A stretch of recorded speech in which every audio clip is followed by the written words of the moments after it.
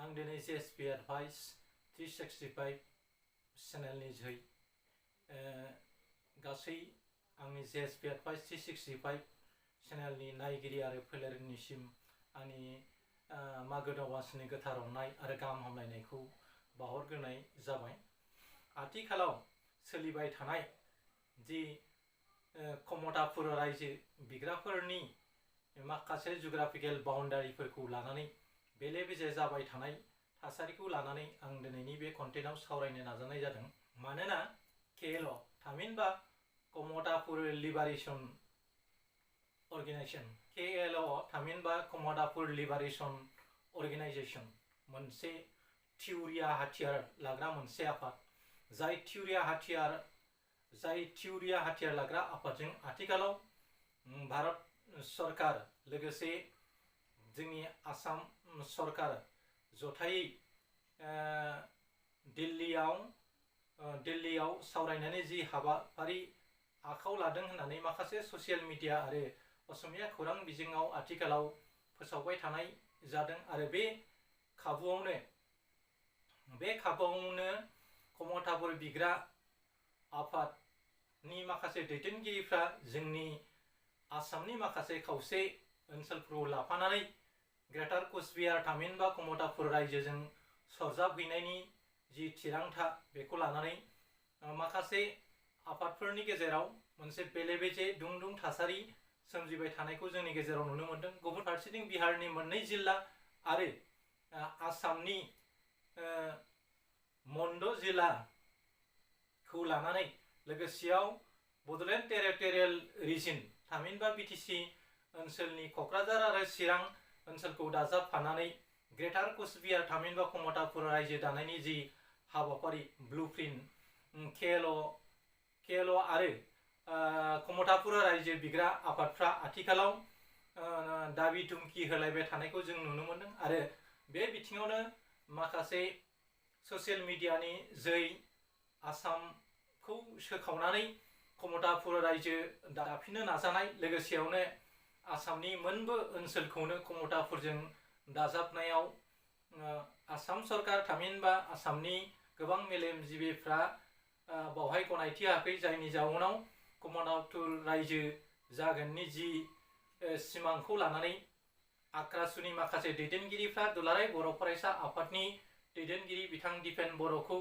हुमखि होनाय बायदिसिना खौरांफ्रा ससियेल मिडियाआव आथिखालाव फोसावजागासिनो दङ। आरो बिथांमोना जेरैखि जाया राहाजों ग्रेटार कुचबिहार थामहिनबा कमतापुर रायजो दानायाव बे चिरां आरो क'क्राझारनि माखासे पार्टफोरखौ लाफानानै कमतापुर रायजो दानायाव बेखौ दाजाबफाथारनायनि खोथाखौ खेबले ससियेल मिडियाआव फोसावनानै जोंनि बर'फोरनि गेजेरावबो माखासे गिग्लुंनाय सोमजिदों। मानोना बर'फोरनि मैखोम ओनसोल क'क्राझार आरो चिरां बे मोननै बर' ओनसोलखौ लानानै जुदि कमतापुर रायजो दानायाव सरजाबफानो हायोब्ला कच राजबंशिफ्रा बर'फोरखौ अरायसम गावसिनि आथिं मोजोमाव दोनबाय थानो हागोन, बेखौ मिजिं लानानैनो बिथांमोना दिनै जोंनि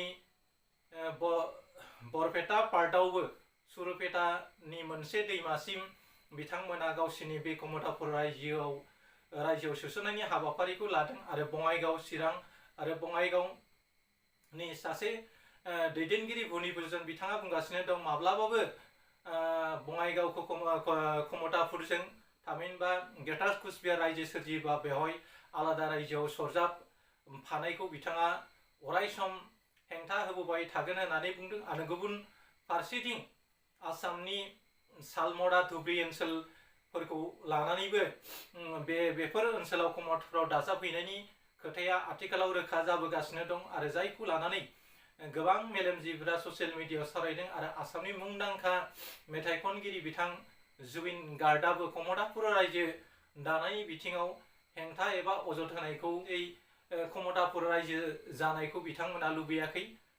गुबुन फारसेथिं जोंनि इउपिपिएलनि दैदेनगिरि लोगोसे बारग' एनडिएफबिनि दैदेनगिरि बिथां रनजित बसुमतारी गावनि बिबुंथिनि जोहै केएलअनि जि गोजोन गोरोबथा बे गोजोन गोरोबथाखौ खावलायदों आरो साफ्रोमबो हाथियार देग्रा सुबुंफ्रा केएलअफोर बादि फैनानै गावनि माखासे जेंनाफोरखौ सावरायनायनि गेजेरजों समाधान खालामनांगौ। मानोना आथिखालाव हाथियारनि जोहै मोनबो जेंनाखौनो जों समाधान खालामनो हाया। गोजोन थासारियाव गोरोबफैफिननानै मोजां खामानि मावनो नाजानायासो आथिखालनि मेलेमजिबि सुबुंनि खामानि। बेखौ टिपाइसन होदों बिथां रनजित बसुमतारिया आरो बिथाङा केएलअनि जि गोजोन गोरोबथा जानो आथिखालाव फैगासिनो थानाय बेखौ बिथाङा फरायनायखौ जोङो ससियेल मिडियानि गेजेरजों नुनो मोनदों।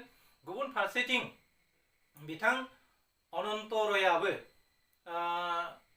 भारतनि नखर मन्त्रि बिथां अमित शाहखौ लोगो हमनानै ग्रेटार कुचबिहार एबा कमतापुर दानायनि जि हाबाफारि बेखौ बिथांजों सावरायनायनि जोहै आरो बिथाङा थाबैनो बे कमतापुर बा ग्रेटार कुचबिहारखौ लानानै जि आथिखालाव कमतापुर सोरजिनो लानाय जि हाबाफारि बेखौ रावबो होबथानो हानाय नङा आरो बियो थिखानाय समनि गेजेरावनो थामहिनबा 2024 एमपि इलेक्शननि सिगाङावनो बे गोरोबथा जानानै फैगोन होननानै बिथाङा टिपाइसन होदों। आरो गुबुन फारसेथिं माखासे असमियानि निउज पर्टेलफोराव बुंगासिनो थादों 26 जानुवारिनि गेजेराव कमतापुर रायजो दानाय हाबाफारिया जागोन आरो केएलअनि माखासे दैदेनगिरिफ्राबो कमतापुर रायजो दानाया दि मोगथाङाव जाफुंगौ बेखौ बिथांमोना खेबले खेबले गावसिनि बिबुंथिनि गेजेरजों बिथां बिश्वजित राय आरो कमतापुर लिबारेशन अर्गेनाइजेशननि कमान्डार इन चिफ बिथां जीवन सिंहआ आथिखालाव म्यानमारखौ नागारनानै भारतनि हायाव थामहिनबा भारत हादराव आगान होफैबाय आरो आथिखालाव म्यानमारनिफ्राय फैनानै बिथाङा आसामाव हाबनायनि खोथा आरो फैगौ 26 जानुवारिनि गेजेराव जि गावसिनि गोजोन गोरोबथा बा हाथियार सरकारनो गथायनाय बे हाबाफारिखौ लानानै बिथांमोना थाग थियारि जाबाय आरो आथिखालाव बिथाङा आसाम राइफल्स थामहिनबा भारतारि रौनियानि जिम्मायाव बिथांखौ लाखिनानै दोननाय जादों होननानै खौरांनि गेजेराव मिथिनो हानाय जादों आरो बिथांमोननि आक्रासुनि बिबुंथि बादिब्ला चिरां आरो क'क्राझार आरो सालमरानि माखासे ओनसोलखौ लानानै आरो बरपेटा पार्टनि माखासे ओनसोलखौ सोफानानै कमतापुर दानायनि हाबाफारिया मोगथाङाव जाफुंगोन होननानै बिथांमोना बुंबाय दं। नाथाय बिथांमोननि दैदेनगिरि अनन्त रयआ बुंनाय बादिब्ला बियो 2024 एमपि इलेक्शननि आगराव बे जाफुंगोन होननानै बुंदों आरो गुबुन फारसेथिं बैथि सुलुङा फोरमायथिनाय बादिब्ला 26 जानुवारिनि गेजेराव बे कमतापुर रायजो दाफुंनाय हाबाफारिया जाफुंगोन होननानै गोबां दैदेनगिरिफ्रा बुंबाय थानायखौ जों नुनो मोनदों आरो गुबुन फारसेथिं आसामनि माखासे सेक्सननि दैदेनगिरिफोरनि गेजेराव मिसआन्डारस्टेन्डिं सोना होनानै जोंनि गेजेराव दावराव दावसि खालामनो नाजानायखौबो राजबंशीनि माखासे दैदेनगिरिफोरनि बिबुंथिनि गेजेरजों जों नुनो मोनदों आरो बिथांमोना ओरैबायदि बिखाफोर दानानै बुंगासिनो दङ आरो बर' आरो राजबंशीनि गेजेराव दावराव दावसि खालामनानै बर'फोरखौ माखासे खैसारियाव खोलैनानै बर'नि खौसेथिखौ थेर बेथेर खालामनो नाजाबाय थानायखौबो जों नुनो मोनदों। गुबुन फारसेथिं दुलाराय बर' फरायसा आफाद आरो जोंनि बिटिसिनि सि बिथां प्रमद बर'आ कमतापुर रायजो दानायनि सायाव बिथाङा बुंदों बिटिसि ओनसोलनि मोनबो ओनसोलानो कमतापुराव हाबनाय नङा आरो गुबुन फारसेथिं दुलाराय बर' फरायसा आफादनि दैदेनगिरि बिथां दिपेन बर'आ बुंदों एंसिसेबो हाखौ कमतापुर रायजोनि थाखाय हगारना होनाय जानाय नङा आरो कमतापुरनि गोजोन गोरोबथा जानायखौ बिथाङा गावनि बिबुंथिनि गेजेरजों गुरैयै खावलायदों। नाथाय बिथांमोननि आक्रासुनि माखासे दैदेनगिरिफोरनि जि बिबुंथि बेखौ नायोब्ला बिथांमोना बर'फोरजों दाङाबाजि खालामनानै बर'फोरनि गेजेराव माखासे मिसआन्डारस्टेन्डिं सोनानै बर' आरो राजबंशीनि गेजेराव मोनसे गावजों गाव गुदुं थासारि सोलायनानै राजबंशी आरो बर'नि गेजेराव गिदिर खैफोद लाबोनायनि जि प्लेन पलिसि खालामनाय बेफोरबायदि नुदों। आथिखालाव माखासे मेलेमजिबिफोरनि सावरायथुनि जों मोनदांनो हायोदि सेन्ट्रेल सरकारा कमतापुर रायजो दानायाव सोफानो नागिरनाय बड'लेण्ड टेरिटरियेल रिजन थामहिनबा बिटिसिनि ओनसोलनि चिरां आरो क'क्राझारखौ मालाबाबो सोनाय जानाय नङा होननानैबो बुंदों आरो गुबुन फारसेथिं आसामनि मानकासार धुबरी आरो बरपेटा पार्ट लोगोसे बिब्दियैनो आसामनि गेजेराव मोनद' जिल्लाखौ सोसननानै आरो बिहारनि मोननै जिल्लाखौ सोसननानै कमतापुर रायजो दानाया 26 जानुवारिनि गेजेराव जागोन होननानै बिथांमोना नंब्लाबो नङाब्लाबो बे खोथाखौ फोसावबाय थानायखौ नुनो मोनदों। आरो गुबुन फारसेथिं बिथांमोना कमतापुर रायजो दाबिनायनि नामाव एबा सोरजिनायनि नामाव बर' आरो राजबंशीनि गेजेराव दावराव दावसि खालामबाय थानो नाजानायखौ जों नुनो मोनदों। आरो गुबुन फारसेथिं आसामनि माखासे इन्टेलेक्सुयेल फोराबो आथिखालाव बर'फ्रा जाबादि थासारिजों मोगा मोगि जानानै बिटिसिनि माखासे ओनसोलखौ थारैनो कमतापुराव दाजाबमारनाय जागोन नामा आरो दाजाब जायोब्ला जोंनि थासारि बर'नि खौसेथिया मा जागोन बेखौ लानानै माखासे दैदेनगिरिफोरनि गेजेरावबो बिनि सायाव सावरायनाय जादों। आरो बिनि सायाव गोबां बर' दैदेनगिरिफ्राबो टिपाइसन होदों आरो बे जाथावना नङा होननानै बुंदों। आरो गुबुन फारसेथिं राभा हाजंनि माखासे ओनसोलफोरखौबो कमतापुराव सोसननो नाजानाय जि लाहार फाहार बिथांमोननि जिअग्राफिकेल जिथु मेप बोनाय भुमखौराङारि जि मेप गोनाय बेवहाय बेफोर ओनसोलखौ सोसननानै बिथांमोना कमतापुर रायजो जाथारसिगोन 26 जानुवारिनि गेजेरावनो बेफोरबादि कच राजबंशी आफादफोरनि आरो केएलअफोरनि दैदेनगिरि आरो आक्रासनि दैदेनगिरिफ्रा बुंनाय बादिब्ला 26 जानुवारिनि गेजेराव कमतापुर आलादा रायजो सोरजिनाया जागोन। आरो गुबुन फारसेथिं सेन्ट्रेल गभर्नमेन्टनाव आथिखालाव नांजाबबाय थानाय बिथां कच राजबंशीफोरनिनो दैदेनगिरि बिथां अनन्त रायआ गावखौनो राजा होननानै बुंबाय थानानै आरो बे खौराङा फैगौ 24 लकसभा इलेक्शननि आगोलाव जागोन होननानै बुंदों। आरो बेखौ रुजुना नायोबा केएलअनि दैदेनगिरिफोरनि आरो आक्रासु लोगोसे अनन्त रयनि जि बिबुंथि बे बिबुंथिनि गेजेराव गोरोबलायैखौ जों नुनो मोनदों। आरो स्पेसियेलि थोंजोङै खम समनि गेजेरावनो कमतापुर रायजोआ दाफुंजागोन होननानैबो दा बुंनो हाया। गुबुन फारसेथिं आसामनि मेलेमजिबि असमिया सुबुं आरो आथिखालनि सरकाराव थानाय बिथां हेमन्त बिश्व शर्मायाबो कमतापुर रायजो दानायनि सायाव एबा सोरजिनायनि सायाव जेबो खोथाखौनो बिथाङा गावनि बिबुंथिनि गेजेरजों फोरमायाखै।